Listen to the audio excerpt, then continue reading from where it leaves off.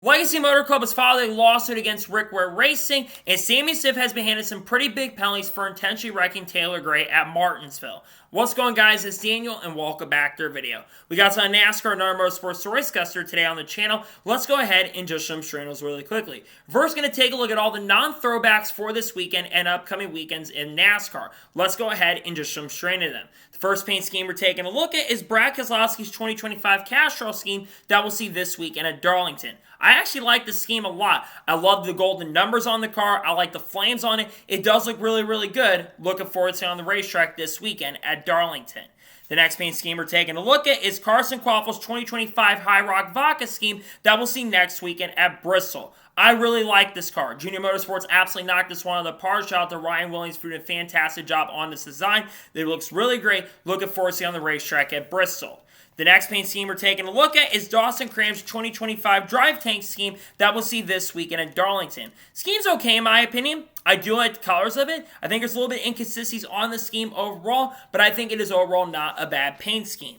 The next paint scheme we're taking a look at is Ross Chastain's 2025 Busch Light Fishing scheme that we'll see this weekend at Darlington. I wish that Ross was doing a throwback this weekend, but I do think his Busch Light Fishing one actually does look really good. The colors look really well, the green, the blue, everything about it does look great. It'll be a pretty nice looking car on the racetrack at Darlington. The next paint scheme we're taking a look at is Ryan Preece's 2025 Rock the Table scheme that we'll see this weekend at Darlington. Colors are okay in my opinion. I think some of the Kroger schemes this year have been okay. This one's actually one of the better ones I've seen so far, and I think the colors will look really good when we see them out there at Darlington. The next paint scheme we're taking a look at is Tanner Gray's 2025 Blacks Tire scheme that I believe we're going to see at Rockingham in a couple weekends from now.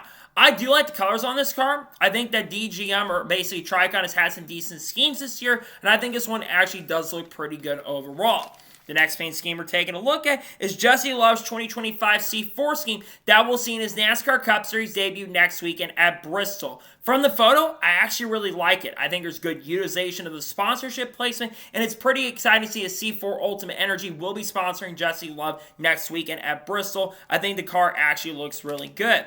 And the final paint scheme we're taking a look at is Daniel Suarez's 2025 Quaker State scheme that we'll see this weekend at Darlington. I'm always a big fan of Daniel Suarez's Quaker State schemes, and I think that Kyle Sykes usually does a really good job on the track out schemes. This one's no exception. I think the colors work massively. They work very, very good, and I'm definitely looking forward to see on the racetrack this weekend at Darlington. It does look very, very good.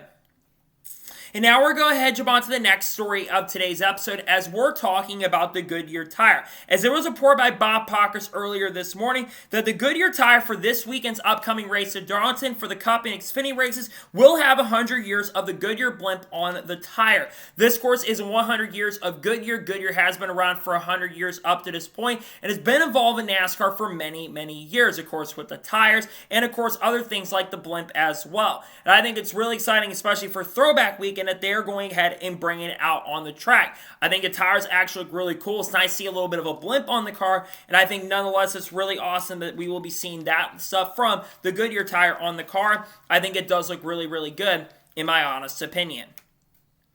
And now we're going to go ahead and jump on to the next story of today's episode as we're talking about Robinhood. As it was announced early this morning that Robinhood will sponsor 23XI Racing in 2025, one of the newer sponsors that the organization has picked up for the 2025 season. They're going to be associate sponsors, I believe, for all three or four drivers at the team, and they're going to sponsor Bubba Wallace for 2 races this year, that being, I believe, at Bristol Motor Speedway next weekend and Las Vegas in the fall. Meanwhile, they will sponsor Corey Heim for 2 races as well. They will sponsor him at Kansas Speedway, but it was confirmed today as well they are going to sponsor him at the Chicago Street Course, confirming Corey Heim's second race for 2025.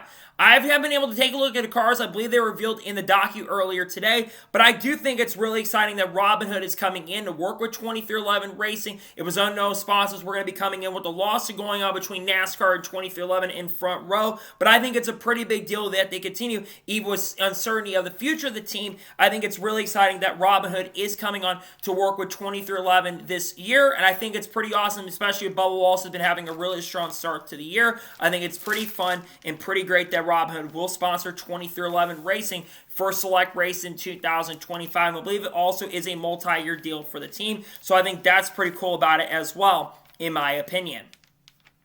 And now we're going to jump on to the next story of today's episode as we're talking about Carl Edwards. As it was announced earlier today that Carl Edwards will wave the green flag for the NASCAR Cup Series race at Darlington Raceway. He will do the waving of the green flag. I believe it's the only one he has scheduled currently at the moment to do. Carl Edwards, of course, is getting back involved in the sport. He was, of course, inducted into the NASCAR Hall of Fame very, very recently. And he also, of course, was going to be doing some stuff with Amazon. He's going to be doing the pre- and post-race shows for Amazon Prime this year, which we're going to talk about here in just a short little bit.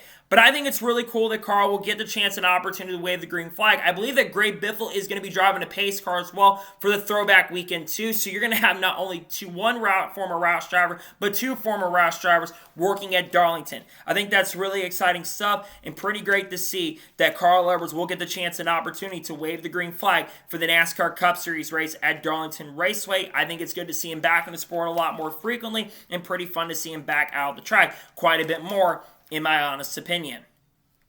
And now we're going to jump on to the next story of today's episode as we're talking about the Chicago Street Course. As was reported by Adam Stern on Monday, that the Chicago Street Course says that the bill for NASCAR street race will go down to 25 days this year. They're hoping for that to be a 42% decrease from how long it took in 2023, where I believe it was around 43 to 44 days. Last year, I believe it was around 38 or 37 days, so they're looking to cut it around 25 to 26%, or around 33% from what it was in 2024. There's obviously, of course, a lot of uncertainty of the future of the Chicago Street Course. A lot of rumors and rumors that this is going to be the last year for the Chicago Street Course to be around. So I think there have been some questions about that, and the fact that they're not bringing as many headline guests this time around, but also the other thing being the fact that it's going to take less days to get the thing set up. Well, obviously they have experience from doing it for a year or so now, or the last couple of years, but I think that this will likely be the final Chicago Street Course race we see. Again, there's a lot of rumors and rumors that they will be headed to San Diego in 2026.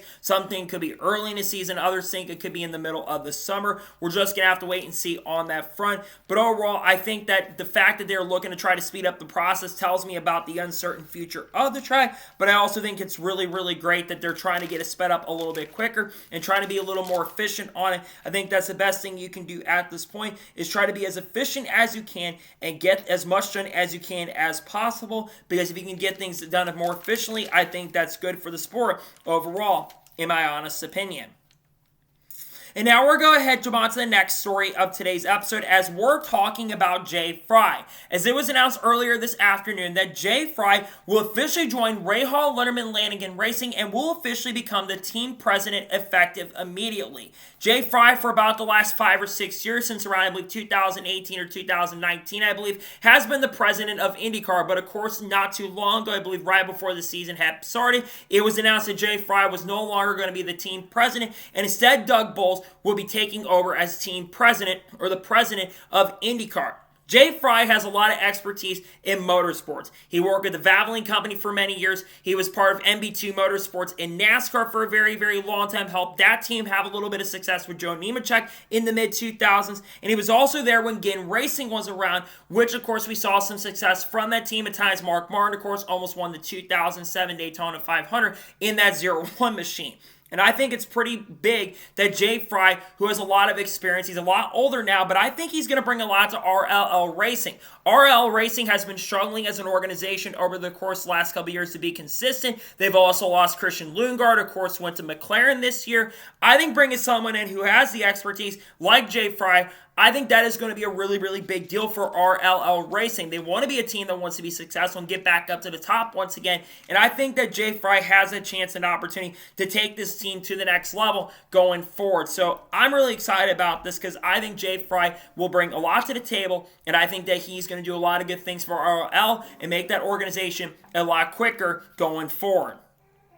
And now we're going to jump on to the next story of today's episode as we're talking about the Cars Tour. As it was announced earlier today that the Cars Tour will officially broadcast their first races on live national television in 2025, as they're going to be broadcasting their races from the LMCS and the lower division from the Cars Tour at North Wilkesboro with their races on Fox Sports 1. Kevin Harvick and Dale Jr. was also announced that they are going to be in the booth as well, and it was also confirmed that Eric Brennan will be the lead commentator as well. This is a huge deal, and we all had to make sure this wasn't an April Fool's joke, but it is not an April Fool's joke. This is a massive deal for the Cars Tour. The Cars Tour, in my opinion, generally a lot of times can put on a lot better of a racing product than the Cup, Xfinity Series, and Truck Series can provide, and they've had some really good races over the last 2 years, and drivers like Carson Quaffle have come down and run this race. Sammy Smith has run it, Dale Jr.'s run it. I believe there might be some other NASCAR drivers that I believe are planning to run it, and Brendan Butter McQueen also, I believe, won the race at North Wilkesboro, who of course is running full-time in ARCA, might make some truck starts down the road with Spire Motorsports this year. And it's also exciting that Eric Brennan is going to be in the booth, and I love that Dale Jr. is doing some Fox stuff. Obviously, Dale Jr. is going to be doing some stuff on Amazon Prime in 2025 and going forward for the foreseeable future. I think that this booth will actually be good, and I think Kevin Harvick is going to be a lot more comfortable with Dale Jr. than he is going to be with like Clint Boyer and Mike Joy. So I think that this is actually a really strong booth for the event, and I really think long-term Eric Brennan is going to be the guy who will take over if Rick Allen doesn't come back to Fox. I think that Eric Brennan is the most likely individual to come in and replace Mike Joy. He is so good at what he does. I've always rated the guy. He always does a fantastic job, and he absolutely should be the lead commentator for NASCAR Cup races at this point. I like Mike Joy a lot, but I do think Mike Joy is getting near the end of his career as a lead commentator. That's no disrespect. He's really, really good at what he does, but I think Mike Joy is nearing the end of his career in the sport as a lead commentator, with him being around 76 years old. But I think it's exciting that Eric Brennan will be in the booth, and it's great that the Cars Tour will be broadcasted on live television in 2025. Really exciting stuff overall, in my honest opinion.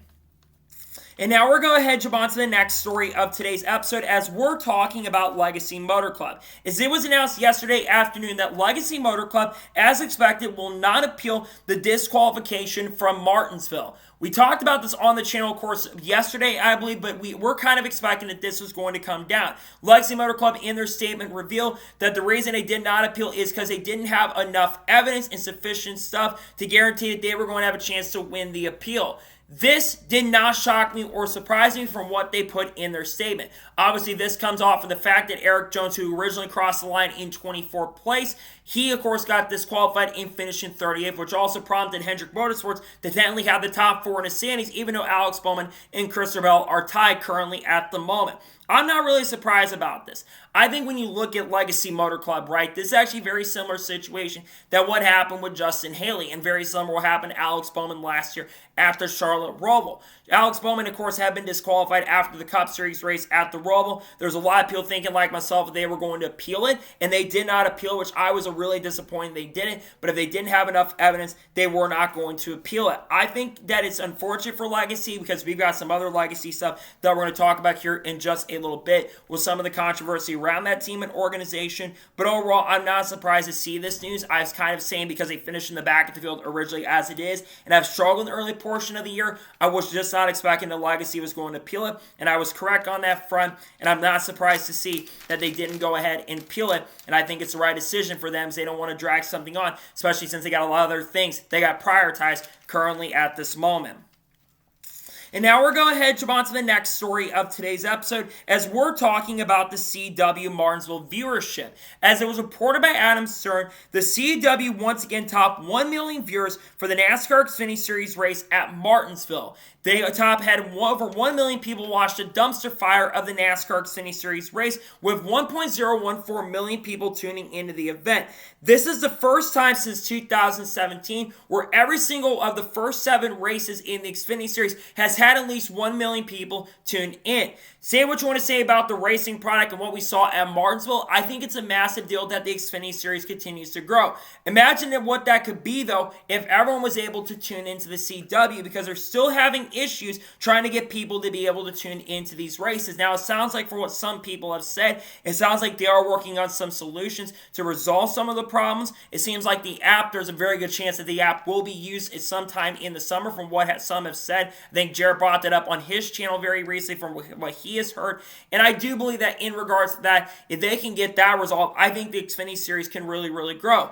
I generally think the Xfinity product is some of the best racing we get to see, and I think this weekend at Darlington we are going to see a very, very good race, and I think a lot of people are going to tune in. Plus, you got big, heavy names like Christopher Bell, Ross Chastain, Chase Elliott tuning in, which I think is even going to increase the viewership for this weekend. So I think the numbers are very, very good. The Xfinity Series continues to deliver in regards to their TV viewership for the season. They've been doing a very, very good job to start this year, and I'm really glad to see that the CW continues to increase their viewership. I want to see the series grow and deliver the best product they can.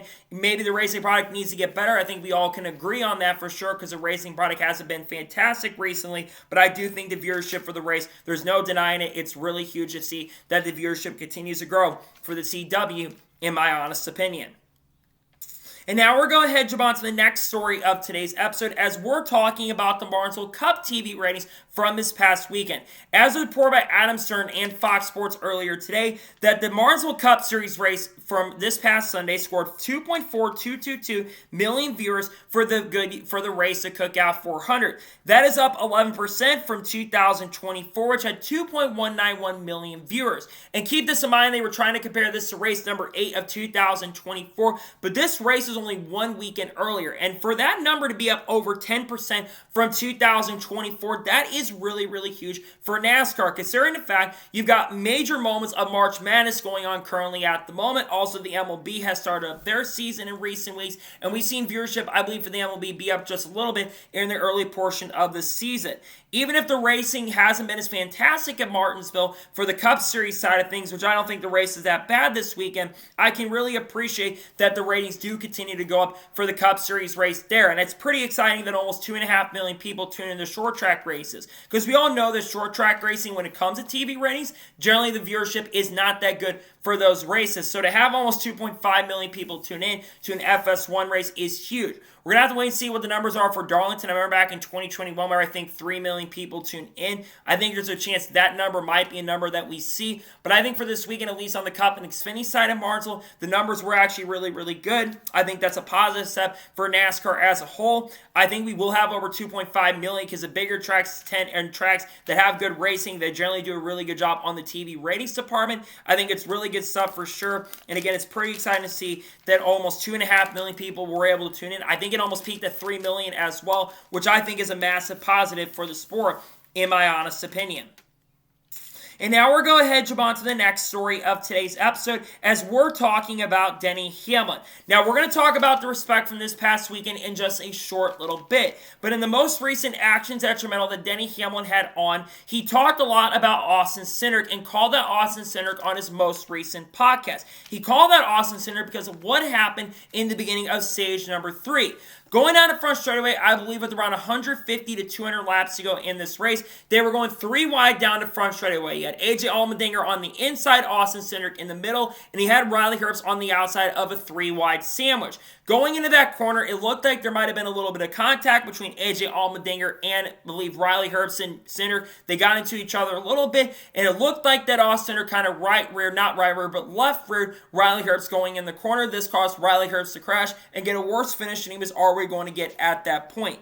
Denny Hamlin basically said that Austin Cindric needs to clean up his racing etiquette because now it's starting to involve his drivers in his team and organization, and he's saying that Austin Cindric is becoming a repeat offender. Now, Denny Hamlin, as expected, said that he was not expecting that Austin Cindric was going to get a penalty, and we all talk about the penalty report. Austin Cindric did not receive any sort of penalty for what happened this past weekend at Martinsville. But we've seen some of the stuff with Austin Cindric before. Remember, Austin Cindric actually got a penalty back at Circuit Americas about a month or so ago for right rear and Ty Dillon down the straightaway at almost 100 miles an hour, and even Ty Dillon still hit the outside wall pretty dang hard.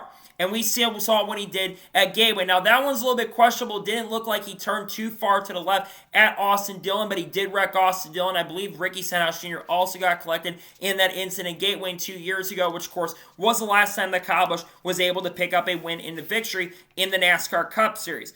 But when I think about this, I understand Denny Hamlin's frustration. He is a team owner in this sport. He owns that number 35 car, and he's been very high on Riley Herbst in the past as well. Now, Riley Herbst obviously has struggled in the early portion of 2025, kind of like Shane Van Gisbergen has at the beginning of this season. They both have not looked great out on the track, but I understand Denny Hamlin wanted to defend his driver, and I think for Austin Cindric, he has had a lot of speed to start this season, but he had a bad race overall. He fell out of the Cup Series race, of course, because of battery issues that came into play, and I do think that that he, as an individual, does have to clean up some of the antics out on the racetrack. Otherwise, he may see a suspension down the road, which I don't think he wants to see one, especially since if he gets suspended now in the NASCAR Cup Series, you very well likely could lose your playoff eligibility, or if you make the playoffs and use a waiver, there is a very good chance that your opportunity to get a lot of points that you have might be gone altogether. So Cindric does need to clean it up. I think some of the stuff he's been doing is a little bit iffy, and I think it's good that Hamlin wants to call him out, because I know that Denny Hamlin is a fan of Austin Cindric and has praised him in the past, but I think he can't praise Cindric for what he did this time around, and I think it's good that drivers can call each other out, especially on their podcast, when it comes to stuff like this, because I do think it needed to happen for Denny Hamlin, in my honest opinion. And now we're going to jump on to the next story of today's episode, as we're talking about Auto Club Speedway in the future of the track. Now, earlier tonight, Kelly Crana posted a quote from the most recent Holler Talk where Steve Phelps, who became the commissioner, which we'll talk about here in just a short little bit, he was, of course, on the podcast and was asked questions by the people on the panel for the Holler Talk podcast. He was asked questions about what is the future of Auto Club Speedway currently at the moment. He gave an update on that future. He says that Southern California market is very important for the future and is very important to us. He says he is very unsure of what the plan is currently at the moment for Auto Club. It does sound like they're still looking at maybe trying to build a short track out at Auto Club Speedway, but they're also saying that there is a chance that they could be looking to build a new racetrack for over $300 million. And I know that Dave Allen from NASCAR's West Coast group over there, he has absolutely said the same thing as well about that. When I hear this kind of stuff, it doesn't give me a lot of confidence for the future of the track. And now we're starting to hear more about this. This is now the second time in the last month or so that we've heard a lot about the future.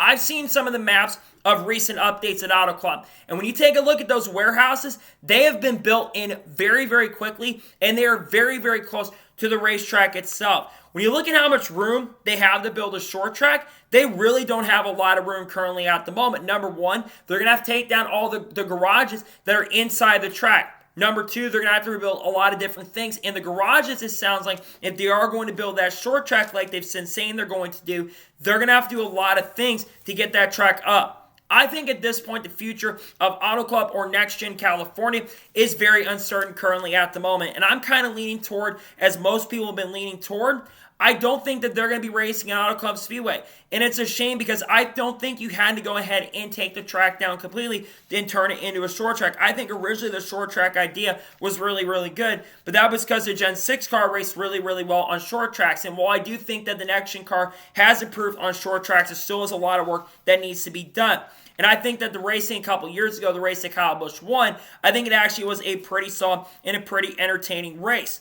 I think at this point, like I've said, I think it's very unlikely we do race at the track going forward. I don't think we see racing there. And I think it's unfortunate. It really is a big tragedy for the track itself, because I know a lot of fans are really looking forward to having a race there. And again, it doesn't sound like that there's a really solid future on it. I don't see us racing there.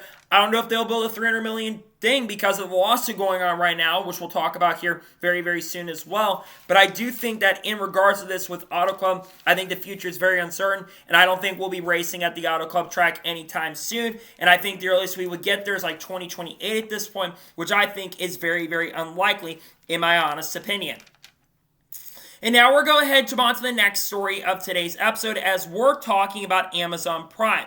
As it was announced earlier today, the Amazon Prime will support Kyle Larson and Hendrick Motorsports during the 1100-mile double, where, of course, Kyle Larson will be attempting to qualify for the Indy 500 for the second time and will be looking to try to complete the double, unlike 2024. They will be supporting by doing a 5-episode documentary on Amazon that will be coming out at some time in 2026. They did not reveal a date exactly when they are going to be releasing this documentary, but it sounds like it might be sometime in the middle of 2026. In addition to that, it was announced, and I talked about this on the channel earlier today, but they are expected to be sponsoring during the Indianapolis 500 and the Coca-Cola 600. Now, HendrickCars.com, to clear this up, will still be the main premier sponsor on the car, but they, of course, are going to be the premier partner of the event for the team, but they're just going to have a side sponsor, like an associate sponsor on the car for Kyle Larson. This is a really big deal, obviously. Amazon Prime has been rumored to be working on a documentary for Kyle Larson. We're still waiting on the Garage 56 one at this point, but obviously there's a big partnership currently at the moment between Hendrick Motorsports and Amazon Prime. They're, of course, sponsoring Chase Elliott for 3 races this year. Kansas, I believe Talladega, and I believe the All-Star Race weekend as well. And then, of course, I think they're going to be sponsoring Chase, maybe some other stuff throughout the year to try to get promotion for the Cup Series happening on Amazon Prime. And you also think about the fact that Amazon Prime is working very closely with a lot of these other teams, and they're working very closely with NASCAR going into the year with moving their broadcasts down there. I think this is a really, really big deal for Hendrick Motorsports, and I think it's a really big deal. And it's kind of cool that Larson now has 2 Prime sponsors. Of course, he has Prime Energy as a sponsor as well for this year with KSI and Logan Paul's company. So now he's not only got 1 Prime, but he's got 2 Prime companies. In all seriousness and all honesty, Kyle Larson, I think of all the drivers in the Cup Series field, if he's not a superstar, I think he has the best chance of anybody else in the field having the opportunity to become that next big superstar, which I think NASCAR desperately needs currently at the moment. And I think having the chance to be the guy that could take NASCAR to that next level, I think he's the one that can really, really do it. So we'll see what happens long term with this, but I think this partnership is a massive and really, really big deal. And I think it's really awesome to see that Amazon Prime will support Kyle Larson and Hendrick Motorsports in the upcoming thing with the documentary. Also will be an associate sponsor for Larson. Of course, also still working on Hendrick Motorsports in other big ways, in my honest opinion. And now we're going to head jump on to the next story of today's episode as we're taking a look at all the throwback paint schemes that have been revealed over the course of the last couple days. Let's go ahead and just jump straight into them. The first throwback paint scheme we are taking a look at is Joe Logano's 2025 throwback to Cale Yarborough with the Shell Pennzoil colors. Team Penske absolutely nailed this one. This is actually my favorite Team Penske one I've seen so far. I've been wondering if there was ever going to be a Cale Yarborough throwback that was ever going to be driven. This is the one I've been wanting to see. They're running the car that Cale Yarborough drove, I believe, in the mid to late 1970s. It looks really phenomenal. The colors match perfectly, and it's an awesome and nice looking scheme. The next throwback paint scheme we're taking a look at is Ty Dillon's throwback to Patty Moise going back to 1989. Not only did they do a fantastic job on the cars, but they got the same sponsor as well. This is 100% spot on. The colors match perfectly, the numbers in great shape, the sponsorship placements are in the correct positions like they were for Patty Moise in 1989. The car looks fantastic and looks very, very amazing. The next throwback paint scheme we're taking a look at is Jeff Burton's throwback to his father from 1994 and 1995 to his father, Ward Burton, the Hardee's car. They nailed this one. The cars work very, very well. They're perfect, and I think the Hardee's look does a great job, and the contingency sponsors are in a really good position. I think his car looks great, and it looks very, very good. The next throwback paint scheme we're taking a look at is Cody Ware's throwback to Tommy Baldwin. Tommy Baldwin, of course, is a competition director for Rick Ware Racing and, of course, was the crew chief for Ward Burton in 2002. This is a throwback to the late 90s and early 2000s for this car. I think it looks really, really good. I'm not a big fan of the guy driving the car, but I think it's a really awesome and it's a very nice looking throwback, and I think it's going to be a really good one to definitely see on the racetrack at Darlington. The next throwback paint scheme we're taking a look at is Noah Gragson's throwback to Dale Jr.'s NASCAR Xfinity Series debut back in 1996 at Myrtle Beach. I love this. Everything's perfect on this. The number's in a great position. The color of the number looks great. The black, the beef booter, FIFA, and all that stuff. Everything's in a correct position on this car, and I think that front row did a fantastic and really solid job on this throwback, in my opinion. The next throwback we're taking a look at is Josh Williams' throwback to Mark Martin from 2007. Personally, when I see this car, I still think it looks really, really good, and I think it's cool they're doing one for Mark Martin. I look at this more like the one that Regan Smith had in 2008, the Principal Financial one, but I saw the inspiration of what they were going with, and I think they did a very good job on this car. It does look really, really good, and I think the throwback look on this does look really good, in my opinion. The next throwback we're taking a look at is Nick Sanchez's throwback to Bobby Unser from the mid-1970s in IndyCar. Interesting change on this one. I love the colors, and I think it's actually a nice-looking car. It looks very solid, and I think it's going to be pretty exciting to see out on the racetrack at Darlington. The next throwback paint scheme we're taking a look at is Garrett Smithley's throwback to Terry Labonte from the mid-1990s. I really like this car. I think the colors look very, very solid. The SS green light knocked this one out of the park, and I think the colors match perfectly for this car, in my honest opinion. The next throwback paint scheme we're taking a look at is Harrison Burton's throwback to his father, Jeff Burton, from the late 1990s, the Citgo car. I love this. Everything's right with this. The colors are in the perfect spot. The sponsorship placement's in the correct spot. The color of the number 5 has changed for this car. It looks very awesome, and it's going to be pretty cool to see out on the racetrack at Darlington.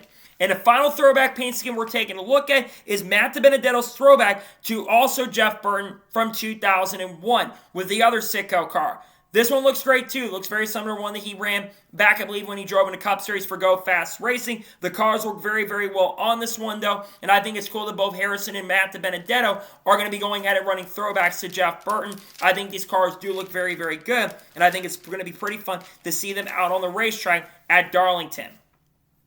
And now we're going to head on to the next story of today's episode as we're talking about Steve Phelps and Steve O'Donnell. Now, I did a video covering on the story on the channel on Monday morning, but it was announced early Monday morning that Steve Phelps has been officially promoted to the new commissioner of NASCAR. And it was announced he will be overseeing everything, including all 15 tracks NASCAR owns, will be overseeing the potential international expansion going forward and other big parts of the sport as well. It was also announced on Monday as well that Steve O'Donnell has been promoted from being the COO of NASCAR to be promoted to president of NASCAR, taking over the spot from Steve Phelps, and Steve O'Donnell will basically be reporting to Steve Phelps going forward.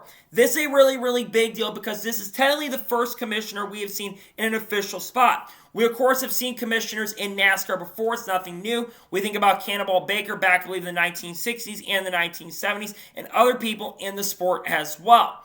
This is very interesting, though, considering NASCAR, of course, has talked about not wanting to be a stick and ball sport. When you think about the lawsuit, Chris Yates says that NASCAR doesn't really want to be a stick and ball sport, but I also do think that they're trying to be a stick and ball sport in some ways. They've got the charters and the franchises and all that with the franchise system. Like, they also, of course, do have all the situations of the lawsuit over this. And then, of course, now you have a commissioner, which is very similar with the NBA, which Adam Silver is the commissioner. You think about, I believe, MLS. You think about the MLB with Rob Manfred. And you think about the NFL with Roger Goodell. Now, there are some differences to that because the commissioner works with the teams in the NFL, the NHL, the MLB, the NBA, all that stuff. You don't really see that currently at the moment with NASCAR at this point. Now, with the lawsuit going on between NASCAR and 2311 Front Row, could that certainly be possible? I'm not sure. But I think this also could be something to watch out for in regards to potential sale for NASCAR. We talked about this, I believe, back in late February going to early March. There were rumors about a potential sale for NASCAR, and there was a potential that someone could be buying a stake in the sport or just selling NASCAR altogether. I think they're trying to put everybody in a position to get prepared for that. Now, Steve Phelps, I'm going to say this about Steve Phelps. I don't think everything that Steve Phelps has done is bad. He's done some things that I've questioned, but I think there's been things about Steve Phelps that I've really liked. Steve Phelps helped a lot when it comes to the schedule. Now, Ben Kinney also plays a role in that as well, but Steve Phelps helped a lot in regards to changing up the schedule. Steve Phelps has also helped be more careful with the fans. And I think that Steve Phelps does a really good job talking to the fans, and he is for the fans as well, which I think he does understand that the fans do want some really good stuff. And I think that Steve Phelps, while I don't agree with everything, including some of the stuff he says in regards to the lawsuit, I do respect Steve Phelps because I think that Steve Phelps is someone for the people. Whether I agree with him or not on some of the things he supports is up for your interpretation, but I do think in regards to Steve Phelps, he's done some good stuff for the sport, and I think he'll do a solid job as commissioner, and I think that we're in a much better position now than when we were a couple years ago when Brian France was running the sport. I think since Steve Phelps has come in, I think we've seen the sport in a much better place. As for Steve O'Donnell, I've questioned Steve O'Donnell a lot of things. I know he's been in the sport for a long time, so this promotion was probably going to happen long term. But I really hope with Steve O'Donnell coming in, he can change some of his ways too. Because again, I don't agree with everything that Steve O'Donnell stands for. But I do respect some of the things he stands for, like on the playoffs and all that stuff. Not this current stuff, but saying that there might be changes and getting back to having more respect and more authenticity and a lot more of the legitimacy of the sport, which I think we all kind of agree with. I hope they both can do a really good job and bring the sport back to where it was a long time ago, but I'm not sure if they're going to be able to do it. And also, they've helped with Dodge and Honda potentially coming in, which I think that's some good things that they've done, in my honest opinion. And now we're going to head on to the next story of today's episode as we're talking about the Xfinity Series and respect. Now, we've already, of course, talked about, and we'll talk about the Sammy Smith penalty here in just a little bit. But this past week, there's been a lot of opinions that have surfaced in regards to what happened during the NASCAR Xfinity Series race at Martinsville Speedway. Let's go back to Saturday night. The Xfinity Series race at Martinsville Speedway was one of the biggest disasters in NASCAR Xfinity Series history. One of the worst races I've seen in all three series combined in the history of the sport, and it's definitely up there with 2008 Brickyard 400 and the 2023 Truck Championship race as one of the worst races ever. This race featured 15 or 16 cautions, and there were so many drivers racing way in over their heads and so many drivers causing incidents. There were 3 drivers in particular, though, that were causing crashes. Austin Hill, who won the race on Saturday night, Sam Mayer, and Sammy Smith, who would cause the last lap incident. So there's been a lot of people in the industry that were very disappointed about what they saw, and many people voiced their opinions about what they saw. Brad Keselowski brought a very interesting post on his Twitter page where he says that team owners need to park the drivers that get involved in these incidents and says that parking should happen. He says he does understand that teams do need the sponsors and he does worry they may lose some sponsors on that front, but I think team owners need to get involved and collectively do that. Denny Hamlin also called out Sam Mayer, Austin Hill, and Sammy Smith for some of the stuff they did, and he also called out the racing etiquette as well and said during, I believe, his post-race after he won the Cup race, saying that the black flag needs to come out. I think there's a lot of problems, though, right now with the Xfinity Series, and I agree with a lot of the people have said, but no one really knows the solution currently at the moment to fix the problem. We have a major culture issue in NASCAR currently at the moment. I think one of the things that really has played a role is the pay driver angle. You think about this. A lot of kids in the NASCAR Xfinity Series were born after the playoffs that had started. A couple of them are now since the original chase was created, and many of them grew up with the playoffs. I mean, for a lot of guys, they were 9, 10. I think about Nick Sanchez, 11 or 12. Daniel Dye, about 10 years old when the playoffs were created. Connor Zilish, 7 years old. William Sawatch, 7 years old. These guys are very much younger. Corey Day, who made some starts this year, he's about 8 or 9 at the time. You have a lot of young drivers currently at the moment in the sport right now when this playoff format was created, and I think the playoffs play a role. So I think getting rid of the playoffs for the lower series in particular, that would be a solution I would have. The other thing that probably does need to happen, though, is I do agree that maybe the team owners needed to get involved. Dale Jr. was not very happy with Sammy Smith. We heard some of his comments. He's not planning to park Sammy Smith for what happened, which I'm not surprised because the team owners are put in a very big pickle. I think NASCAR, they also need to get involved and need to be the big boys in the room. Instead of waiting 2 or 3 days to make a decision in regards to penalty, it needs to happen on the night of. Why is it that the cars tour on other local short tracks can go ahead immediately on the spot and say, hey, if you're causing too many incidents, you're going to the back of the field?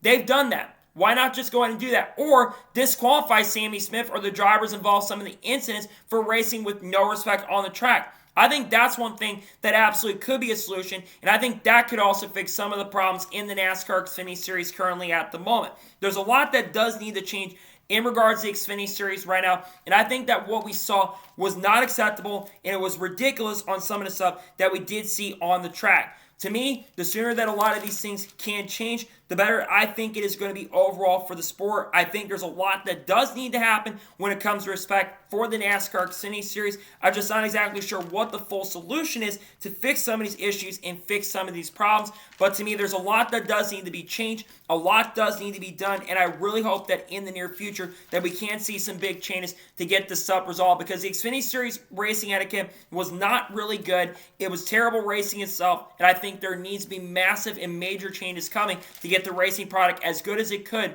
and much better in the future. I hope that things can change. I think that a lot of the drivers need to change the culture, and I would love to see a full season format back in the lower series, so I think that would help. And I think veteran leadership, guys like Kyle Busch going down there helping some of these guys, like Mark Martin going down and helping some of these guys down the road, like Justin Allgaier stepping up to the plate and helping these guys. I think that would be a good solution for the sport itself, and I think that would be something that could really help fix some of the issues and change some of the culture stuff going on in the sport, in my honest opinion. And now we're going ahead and jump on to the first of 2 major stories in today's episode as we're talking about Sammy Smith. As it was officially announced on one Tuesday afternoon going into the evening that Sammy Smith has been docked 50 points and fined $25,000 and has been handed some pretty big penalties. Now, why was Sammy Smith penalized? Well, go back to Saturday, and we talked about the respect thing. But obviously on the white flag of the race and going back to the last couple restarts of the event, Sammy Smith and Taylor Gray were going back and forth, battling at the end of the race. Taylor Gray had dominated the end of the event and was leading the majority of the second half after Connor Zilisch had dominated the early portion of the race, but Zilisch, of course, got caught up in a lot of incidents in the event. Gray would emerge as a dominant car. Now, going into the second last restart of the race, Sammy Smith would make a little bit of an over-aggressive move going into turn number 1 and move Taylor Gray up the racetrack, making Sammy Smith move to the inside. A little over-aggressive, but still a little bit fair game. And then going down the back straightaway, there was a caution that would come out, I believe, for Matt DiBenedetto. Then going into the first overtime, we would see Taylor Gray. Of course, he actually flipped off Sammy Smith, which prompted Sammy Smith to not be very happy about it. Taylor Gray would go right behind Sammy Smith and bump him right back going into turn number 1, which his move, I think, was more clean than what it was for Sammy Smith. And that moves Sammy Smith up the racetrack. So they're eye for eye and they're even for even. That's what we're thinking, right? No. Apparently going down back straightaway on the white flag of the race, Sammy Smith would send it about 3/10 in front of him and would send it straight to the back of Taylor Gray, spinning him out going into turn number 3, and this would end up causing more stuff because Austin will run back into Justin Allgaier and Sammy Smith would cause a massive pileup and cause a massive crash. This is why Sammy Smith received a penalty, because he intentionally wrecked Taylor Gray. This is a very similar penalty to what Austin Cindric got at Circuit of the Americas for intentionally wrecking Ty Dillon, even though that wasn't at the end of the race, and that was a right rear hook. And this is also very similar to what happened with Austin Dillon back in 2024 after what he did to Richmond, except Sammy Smith's playoff eligibility has not been revoked after the win because, of course, he did not pick up the win. But had he won the race, his playoff eligibility at the time would have been revoked. Now, there were a lot of people like myself were calling for a suspension for Sammy Smith, but I think one reason why Sammy Smith was not suspended for what happened in Martinsville is because of the fact of the new playoff rules. The new playoff rules have come in this year. If you do receive a suspension, regardless of what it is,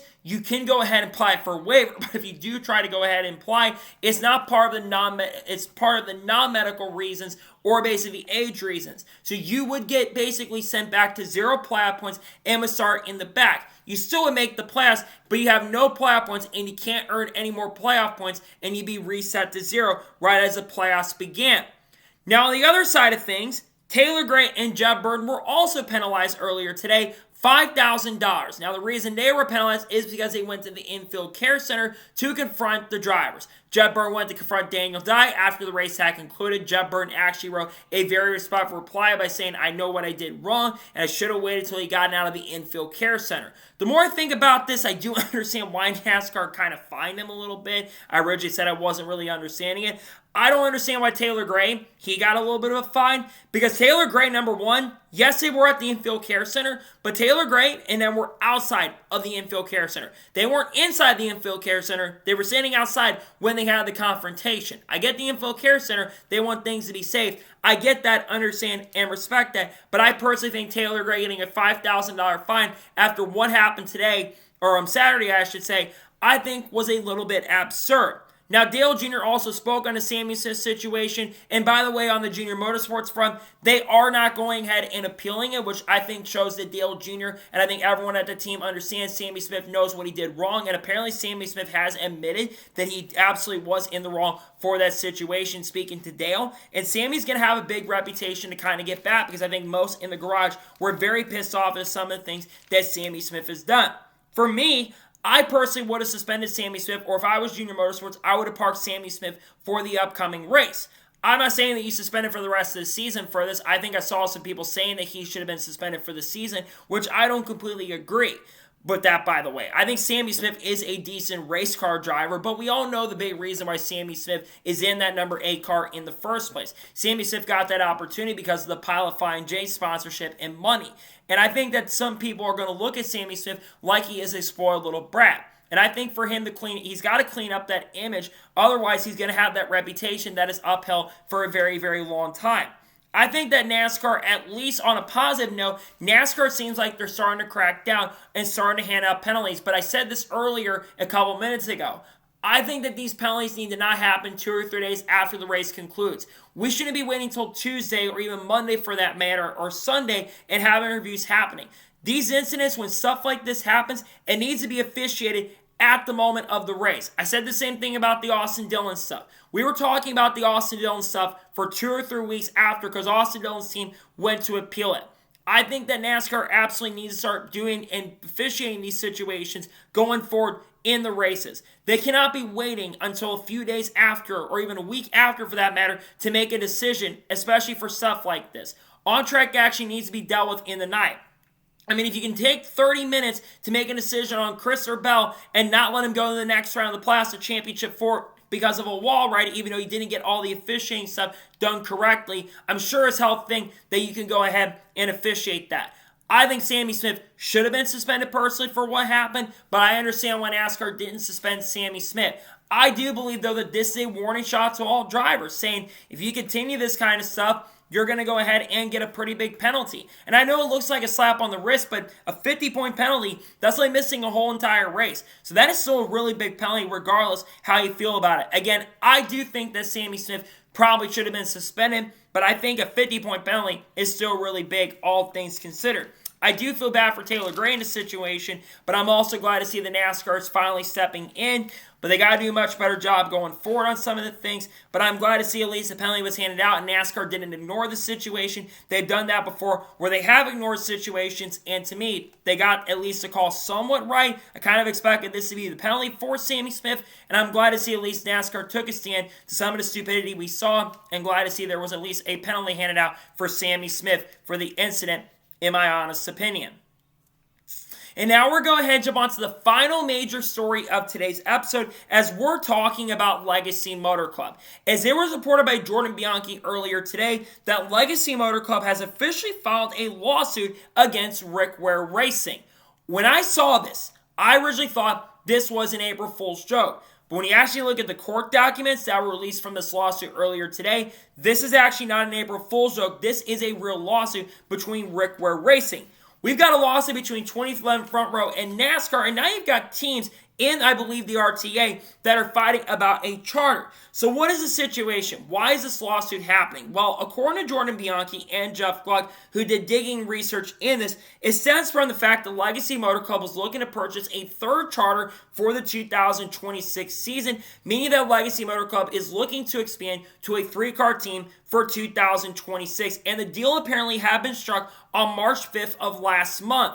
However, Rick Ware Racing was basically thought that it was going to 2027, it sounds like, and they basically did not sign the agreement for 2026, and that's why Legacy Motor Club is suing in the first place. And it gets more juicy. Legacy Motor Club says in their document says that Rick Ware is strapped for cash, and Rick was strapped for cash, and he says that the team has fallen back while Legacy does have a long-term plan. Rick Ware Racing is strapped for cash, and they have fallen back quite a bit. And I think it's a little bit true. As much as I hate to say it, I think it's a little bit true from what Legacy is saying. I don't know if going fully hard was the best decision in regards to this lawsuit, but I think when you're in a lawsuit with the team over a charter, I think you do have to make those decisions, and you're going to say some of those things in there. Now, according to what Jeff Gluck also reported, Rick Ware Racing says that they were under the impression from sources that told him, Rick Ware says that they were under the impression that the charter transfer to Legacy would be for 2027. But on the charter agreement, or the agreement that they had signed for 2026, it actually mentioned 2026, and that's the reason that Rick Ware Racing said they had not closed the deal for 2026, and that's the reason why they are suing. Legacy Motor Club is suing currently at the moment.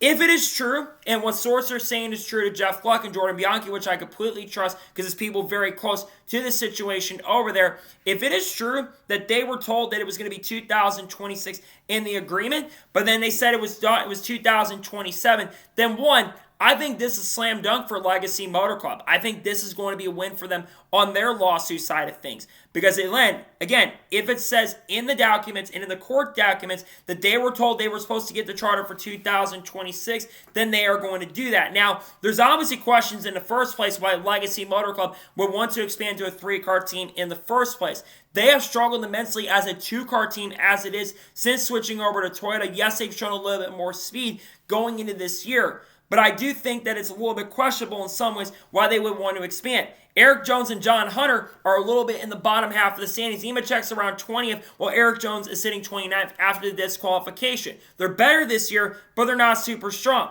I think it'd be a little bit of an undertaking for them to expand to a 3-car team when they've been struggling quite a bit. So what exactly is going to happen here? Well, I do have some theories in regards to what might happen in regards to this. Number one, this could be the ride for Kaz Grala. Kaz Grala very recently announced that he was going to be the reserve driver and development driver for the team, and he's working very closely with the team in regards to their simulator time for 2026. He's taken over, I believe, from Corey Heim on that front, but I do think Corey Heim is still working closely with Legacy Motor Club at this time. He's a reserve driver at the moment, and Kaz Grala has been, of course, made some Cup Series starts in recent years. Of course, ran for Rick Ware last year. And I think that Kaz Grala overall is a very, very solid driver. So I think that's one of my theories in regards to it. My other theory is it's very complicated. It actually involves 2311 Racing. I think that this could be a potential ride for Corey Heim in 2026. Toyota is very, very high on Corey Heim. Corey Heim is making starts for 2311 Racing this year in the Cup Series. We know he's going to run Kansas in May. We know he's going to be running the Chicago Street Course in July. One of my theories is that this actually is camouflaged as a 2311 Racing car, and this is going to be where Corey Heim is going to go. 2311 Racing people are going to work very closely. Now, why do I say this? Number one, Corey Heim is under the 2311 Racing umbrella. The problem is right now, all 3 drivers that are 2311 Racing, Bubba Walls, Tyler Reddick, and Riley Herbst are all under, from what I understand, multi-year contracts. And I think that's one reason why this could happen. I think a lot of people like myself really want to see Corey Heim in the NASCAR Cup Series. I don't think Legacy Motor Club, if this is my theory is true, I don't think Legacy Motor Club is going to have a lot to do with what's going to happen over there. I think that 2311 may get Booty Barker to go over to work with Legacy, and I think you see a tightening of an alliance potentially between Legacy Motor Club and 2311 Racing. I think that's one thing that I think a lot of us want to see. So I think most of us would agree that Corey Heim absolutely deserves to be in the NASCAR Cup Series. He's way too good of a driver. He's proven it this year. If it wasn't for the fact he's had mechanical issues and gotten caught up in crashes, he'd already have 4 wins this year in the 5 Truck Series races we've seen. And he's had a couple Xfinity races. He had electrical issues at Homestead, but was very good at Circuit Americas, as what was one of the fastest cars on the track. It makes way too much sense to me for him to be up there. My other theory is that this could be an all-star car, maybe for guys like Brandon Jones to make some starts. Maybe we see Taylor Gray and William Swash make some Cup Series starts, and maybe even Corey Heim as well. But I think that the most likely is either going to be Kaz Grala or it's going to be Corey Heim. Now, if it's Corey Heim, he's going to be the strongest driver, I think, at that team, and I think he'd be very, very competitive. But I think it's Toyota trying to get a much more competitive field. I think Toyota is definitely behind us because I don't think Jimmy Johnson is going to be driving a car if they do get a third full-time car. I think it's certainly interesting, though, because now you've got multiple lawsuits going on currently at the moment in the motorsports world. And then you think about Rick Ware. If they lose the lawsuit, they would probably go ahead and lose their charter. Apparently, they're asking for a preliminary injunction on that charter as well. So I think what would happen is maybe we'd see some stuff at RFK. Maybe Ryan Preece's future once again would be in jeopardy, even though Ryan Preece did sign a multi-year deal. Or maybe somehow Brad Keselowski retires at the end of 2026. I mean, Brad Keselowski has been struggling immensely in the early portion of 2025. And let's be real and honest here, Ryan Preece and Chris Buescher have both shown really good speed early in the year. Ryan Preece had 3 straight top 10 finishes, and Chris Buescher's had a lot of really good runs in the early portion of the year and season. So I think that's certainly a possibility as well, where we see RFK go back to a 2-car team and see Brad go to more of an ownership role. Plus, Brad is getting a little bit older. Brad will be 42 at the start of next year, and I think it would make a lot of sense for something like that to happen. But I think it's kind of wild that we've got multiple different lawsuits going on at the moment. The one, of course, with 2311 and Front Row in NASCAR. And now you've got teams in the sport that are fighting over a charter for 2026. But this is actually the first silly season bomb as well that's happening at the moment right now with Rick Ware's future. And again, Rick Ware, they're a team that took major steps backwards this year. They went down from a 2-car team to a 1-car team. And I think Corey LaJoie is also kind of looking a little bit stupid at this moment. We're going to have to continue following this lawsuit as time progresses and goes on. But I think it's kind of crazy and wild to see that now you've got a lawsuit between Legacy Motor Club and, of course, Rick Ware Racing for the year. We'll just have to wait and follow to see what happens between both these parties throughout the remainder of this year.